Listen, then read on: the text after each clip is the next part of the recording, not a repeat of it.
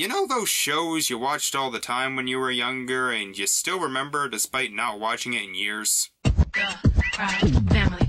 The Proud Family was just a really solid show. I wouldn't consider it one of my favorites, but it was just a pretty good show to watch. It was funny, well animated, and it was just nice. Penny was likable and was probably one of the better portrayals of teenage girls at the time. Oscar was funny, one of the better examples of the dumbass dad trope. Trudy was supportive and smart, Sugar Mama was just hilarious, and Penny's friends were interesting. Plus, it was a pretty progressive show. Not only were the Proud Family all black, but they had Hispanic neighbors and had episodes about some heavy stuff such as racism and anti-Muslim bigotry in the mid-2000s. I definitely remember this episode. It was one of the more out there ones, so let's see if this show holds up. This is the season 2 episode, A Hero for Halloween. Hello, children, and I do mean boys, girls, and tweens, y'all. Ah yes, the 3 genders. Tonight is the inaugural first annual Wizard Kelly's Halloween Fright-tacular, y'all. You can come dressed as a pirate, a wicked witch, or as my favorite character, the Wizard himself. Oh boy, normally I'm not one for blackface, but if Wizard Kelly says it's okay. And finally, my special musical guest is none other than the hip-hop Lothario himself, Little Romeo, y'all. Wow, Little Romeo now. That shows we're in the early 2000s. Penny's friends all go to get some tickets, but she's not feeling it, saying Halloween is just for kids. Look, it's the same thing every year. You get all dressed up to go have a good time, but by the end of the night, you go home mad because the grocery store bombed you. Bombed you? What? I knew they were bullies. I didn't think they were terrorists. I'm gonna be Jane. Are you gonna be my Tarzan? Nope. Oh yeah, I forgot Dejanay had an unhealthy obsession with Sticky that if it were reversed would make it so the show never aired. The Proud seem to have put more effort into decorating the inside of the house than the outside, which I think is the opposite of how it's supposed to work. Oscar and Trudy are dressed as Snack Dad and Snack Woman.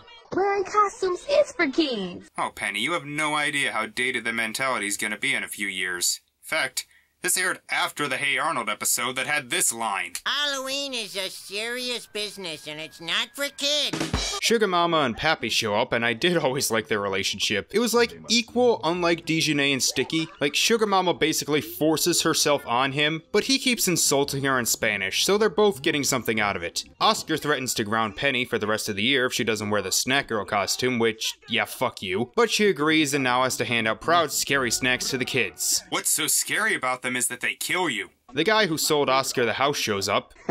I negotiated you down to nothing when I bought this house. Ah, so that's how a family living off a failed snack empire and a veterinarian's salary were able to afford this nice house. No. I come to warn you. Your house is haunted. Yeah, I know. Every day by my mama. Oh god, this show is funny. But no, the house is haunted by some guy who died of a broken heart and swore to haunt the family who lived there every 10 years. He doesn't heed the warning and the Proud Party commences. Who says only white people can't dance? Of course, the ghost shows up. You better beat it before I hurt you, Pops. What the? Oh, you must be the magician. Yes, Oscar, a magician on your salary can teleport through a wall. Who the hell hires a magician for a Halloween party anyway? If you want to go hang out with your friends, it's okay. Nah, they're all acting silly at Wizard Kelly's Fright-tacular, y'all. Why would a teenage girl not want to go to a rich guy's house with a celebrity guest? I don't care if you think Halloween is just for kids. It's still a rich guy's house with a celebrity guest.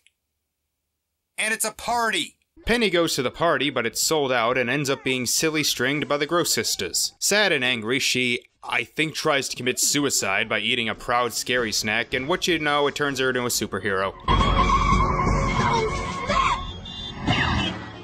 That was close. I can fly? I can fly! So yeah, Oscar basically created god powers in a snack. Good for him. Good thing she got those superpowers, as it just so happens that an asteroid is heading towards the town. So yeah, it's one of those scenarios where if this incredibly supernatural thing didn't happen at that exact moment, a young child would have died. And that's just funny to me. Hey! This Fright-tacular is the bomb diggity, y'all!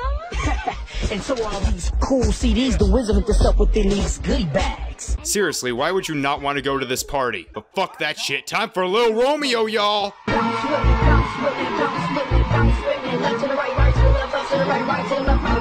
Bounce with me, bounce with me, bounce with me, bounce with me. Just dropped the album, I ain't finished, I'm second and done, y'all pop that. Bounce with me, bounce with me. The Gross sisters turn off the power to steal their goodie bags, but thankfully Penny stops them. Hey, that's Blossom's thing. Also, you just killed her. She returns the bags and everyone just accepts that superheroes exist. How can the wizard thank you for saving all the little children's goodie bags? Can you hook me up with a ticket to the Fright-tacular? Oh well, she changed her opinion pretty quickly. Halloween is stupid and for kids. Please let me have a ticket to this Halloween party. Well, she is a superhero now. They're typically more happy, I guess. Back at the house, the actual magician shows up, and the ghost decides to drop the act. Sorry, dude, I've seen this, and this. This does nothing for me. Most people escape, but the ghost who looks like Discount Beetlejuice traps the Prouds and Pappy in the house. Mr. Krabs, why do you want our house? I can never rest until I take back what was taken from me. Okay, then take it. Oscar even says they'll leave, but he levitates the house so they can't. Why? You want the house, they're willing to leave, let them. What did we do? It's simple. You're living in my house, and you're happy. Fuck it, I don't care. Ghosts! You have everything I ever wanted, and everything I never had. Any last words before you join me in the afterlife? Perfect family entertainment. So yeah, he's gonna kill them. Thankfully, Penny hears their screaming and comes to save them. We get a fun, but way too short action scene. Wait, what are you doing?